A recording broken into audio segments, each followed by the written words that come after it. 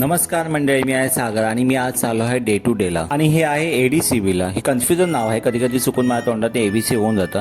मी last time एका व्लॉगमध्ये तुम्हाला दाखलं होतं की मी डे टू डे शॉपमधून ट्रिमर घेतो आहे. तो सा ट्रिमर हा ऍक्च्युली घेतला आणि एक महिन्याभरातच बंद पडला. नशीब माझ्याकडे बिल होतं म्हणून हे रिप्लेसमेंट तरी होईल आणि बिल नसतं तर काहीच नसतं झालं. म्हणून तुम्ही पण लक्षात ठेवा, बिल ऍटलीस्ट जपून ठेवून द्या. मग काय कस्टमर केअरला गेलो, कस्टमर केअरवाल्यांनी अनाऊन्स केलं, त्या डिपार्टमेंटच्या माणसाला बोलून घेतलं. त्या डिपार्टमेंटचा माणूस आला, चेक वगैरे केलं, मशीन वगैरे चेक आणि मग बिलची प्रोसिजर रिसीट वगैरे बनवायला सुरुवात केली. रिसीट बनवायला घेतली आणि तिची हँडरायटिंग एवढी डेंजर होती, काय बोलू. ती काय लिहित होती आम्हालाच कळत नव्हतं.